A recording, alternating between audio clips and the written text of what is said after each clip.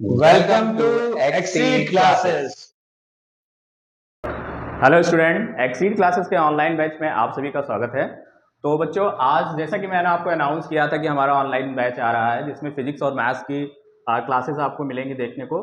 तो यहाँ पे फिजिक्स की स्टार्टिंग हो रही है और मैं आज आपको सिर्फ फिजिक्स का सिलेबस डिस्कस करूँगा। तो आपको यहाँ पे दिख रहा होगा 2025-26 का सिलेबस, ठीक है। यहाँ पे मैंने पेन ले लिया है। क्लास 12 2025 एंड 26, ठीक है। 2025-26 का सिलेबस फिजिक्स थ्योरी, ठीक है। यहाँ पे आप देख पा रहे हैं यूनिट है, ठीक है। और किस यूनिट में कितने सिलेबस हैं, इधर आपके चैप्टर्स हैं और चैप्टर्स आपके कितने मार्क्स स्कोर करते हैं वो आपको यहाँ दिख रहा है, ठीक है। तो सबसे पहले हम यहाँ पे देख रहे हैं यूनिट 1।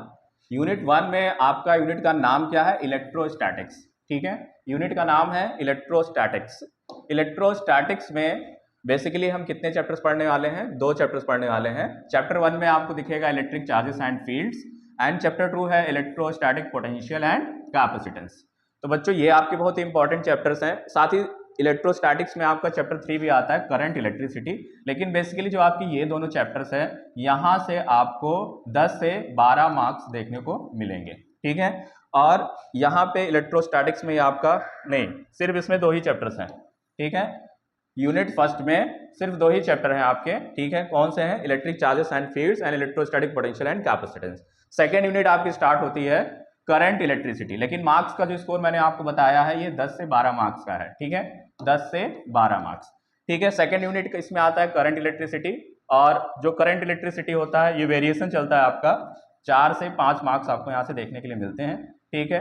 तो ये पूरा मिला करके आपको unit first and unit second आपको 16 मार्क्स स्कोर करेगा, ठीक है। फिर इसके बाद आएंगे यूनिट थर्ड में। यूनिट थर्ड में आपका आता है, यूनिट थर्ड का नाम है आपका magnetic effect of current and magnetism, ठीक है। तो इसमें बेसिकली आपको 2 चैप्टर देखने को मिलेंगे, चैप्टर 4 एंड चैप्टर 5। चैप्टर 4 है आपका moving charges and magnetism, clear है। चैप्टर 5 है मैग्नेटिज्म एंड मैटर, जिसमें आपका सबसे मोस्ट इंपॉर्टेंट चैप्टर जो आपका पहला वाला है मूविंग चार्जेस एंड मैग्नेटिज्म, ये आपका 6 मार्क्स स्कोर करता है, ये आपका 6 मार्क्स स्कोर करता है, ठीक है। एंड मैग्नेटिज्म एंड मैटर है, तो ये थोड़ा थ्योरेटिकल पार्ट है, ये आपको थ्योरेटिकल पार्ट देखने के लिए मिलता है बच्चों। और इसमें आपको डेरिवेशंस होंगे, न्यूमेरिकल्स होंगे, कॉन्सेप्ट होंगे, मूविंग चार्ज, गैल्वेनोमीटर पढ़ते हैं, तो ये सारी चीजें हैं। और यहाँ पे देखेंगे यूनिट थर्ड और यूनिट फोर्थ, ठीक है। यूनिट फोर्थ में भी आपके कितने हैं? 2 ही चैप्टर हैं। यूनिट फोर्थ आपका जो नाम है वो electromagnetic induction and alternating current. तो अल्टरनेटिंग करंट ये बहुत ही इंपॉर्टेंट चैप्टर है भाई, और उसके साथ है इलेक्ट्रोमैग्नेटिक इंडक्शन, ठीक है। यहाँ पे इलेक्ट्रोमैग्नेटिक इंडक्शन जो है ये आपका 4 मार्क्स का कवर करता है, 4 से 5 मार्क्स का वेरिएशन इसमें होता रहता है। और अल्टरनेटिंग करंट है, यहाँ से आपको न्यूमेरिकल देखने के लिए मिलते हैं, अच्छे खासे न्यूमेरिकल मिलते हैं यहाँ से, और ये आपका भी 4 नंबर कवर करता है, ठीक है। इंपॉर्टेंट चैप्टर है।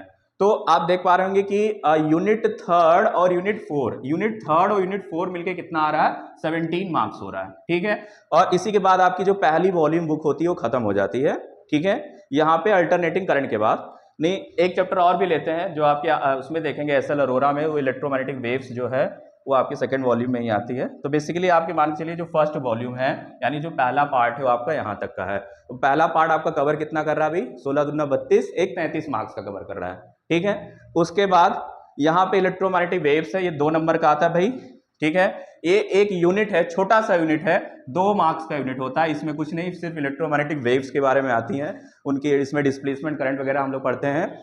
और इसमें जितनी वेव्स हैं उनकी कैरेक्टरिस्टिक से ही क्वेश्चंस बन जाते हैं कि ये वाली वेव है किसके लिए इस्तेमाल होती है, ठीक है। तो ये बेसिकली आपका थ्योरेटिकल पार्ट है, यहाँ से 2 नंबर आपको मिल जाएगा, ठीक है। ये राउंड करने पे सेलेक्ट कर लेता है, ठीक है। यहाँ पे देखेंगे फिर अगला यूनिट आपका आता है, यहाँ पे आपका 5वां यूनिट हो गया है बच्चों। छठा यूनिट है ऑप्टिक्स, और ऑप्टिक्स में फिर से आपको 2 चैप्टर देखने के लिए मिलते हैं, रे ऑप्टिक्स एंड ऑप्टिकल इंस्ट्रूमेंट। बिल्कुल, ray optics and optical instrument. Optical instrument से आपको रे डायग्राम्स वगैरह बनाने के लिए आते हैं यहाँ से, और इनके मैग्नीफाइंग पावर डेराइव करने के लिए। और रे ऑप्टिक्स में बहुत सारी डेरिवेशंस है, ठीक है।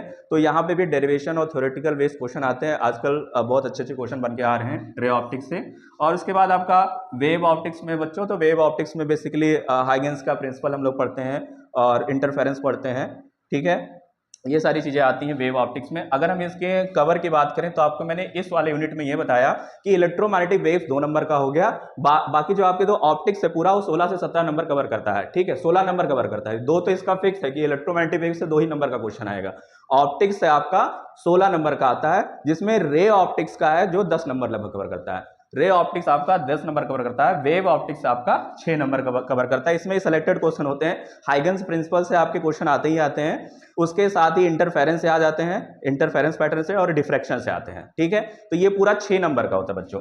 वेव ऑप्टिक्स आपका 6 नंबर का है, और रे ऑप्टिक्स और ऑप्टिकल इंस्ट्रूमेंट मिला करके ये 10 नंबर का है। तो 10, 6, 16, और 2 नंबर आपको मैंने यहाँ पे बताया इलेक्ट्रोमैग्नेटिक वेव्स। तो ये पूरा यूनिट जो होता है आपका, ये पूरा यूनिट, एक मिनट, हाँ ये यूनिट 5 तो अलग ही था, इसको हटा दीजिए, 2 नंबर का ही आता है, ठीक है। तो लेकिन ये पूरा जो यूनिट 4 और 5 यूनिट 5 और यूनिट 6 है, ये 18 नंबर का है ना।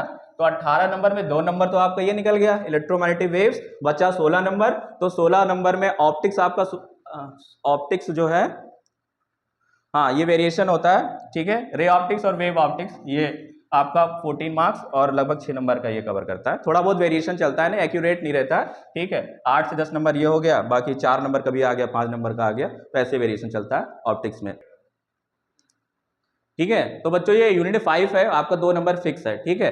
और जो यूनिट 6 है ये 16 नंबर का आता है, 10 और 16 का वेरिएशन चल रहा है, ठीक है। अब आगे जाएंगे, यहाँ पे यूनिट 7 है, dual nature of radiation and matter, ठीक है। इस यूनिट में एक ही चैप्टर है जिसमें आपका है dual nature and radiation of matter, यानी डुअल नेचर में आप फोटो इलेक्ट्रिक इफेक्ट पढ़ते हैं, ठीक है, एंड मैटर वेव पढ़ते हैं। Photo electric effect and matter wave ये भी इंपॉर्टेंट चैप्टर है, क्योंकि ये आपका लगभग 4 नंबर यहाँ से आपका कवर करता है। और यहाँ पे जो क्वेश्चन बनते हैं, यहाँ पे थ्योरेटिकल बेस के जो आपके हॉट्स क्वेश्चन आते हैं हाई थिंकिंग ऑर्डर के, वो यहाँ से देखने को मिलते हैं। एंड एटम्स एंड न्यूक्लियाई, ठीक है। तो एटम आपका, ये आपका यूनिट आपका 8 है, इसमें भी 2 चैप्टर हैं, एटम एंड न्यूक्लियाई, ठीक है। तो 12 नंबर में कितनी यूनिट्स आ रही हैं, यहाँ पे 2 यूनिट्स देखने को मिल रही है, यूनिट 7 एंड यूनिट 8, ठीक है। ये 4-4 नंबर के ही इनका वेरिएशन रहता है, 4 3 12। तो ये तीनों चैप्टर्स आपसे कितने होंगे, 4 मार्क्स के आते हैं, ठीक है। न्यूक्लियाई से जो है, न्यूक्लियाई बहुत छोटा सा चैप्टर है और आपको 4 नंबर यहाँ से दिलाता है, ठीक है। उसके बाद यहाँ पे आएंगे इलेक्ट्रॉनिक डिवाइसेस, ये आपकी लास्ट यूनिट है, ठीक है, यूनिट 9 है। इसमें भी एक ही चैप्टर आता है, semiconductor electronics material devices and simple circuit. तो सबसे अच्छी बात है कि यहाँ पे 7 नंबर आपका कवर हो रहा है इस यूनिट में, और ये पूरा का पूरा क्या है, थ्योरेटिकल बेस्ड है, ठीक है। सर्किट डायग्राम और थ्योरेटिकल बेस्ड क्वेश्चन है, यहाँ से आपको न्यूमेरिकल देखने को नहीं मिलते हैं, ठीक है। तो अगर हम थ्योरी की बात करें बच्चों, तो 7 नंबर आपको यहाँ से थ्योरी मिल रहा है, और एक मैंने आपको यहाँ बताया था जो आपका था यूनिट 5 था इलेक्ट्रोमैग्नेटिक वेव्स, ठीक है। ये भी आपका 2 नंबर का पूरा थ्योरेटिकल है, तो 9 नंबर हो गए।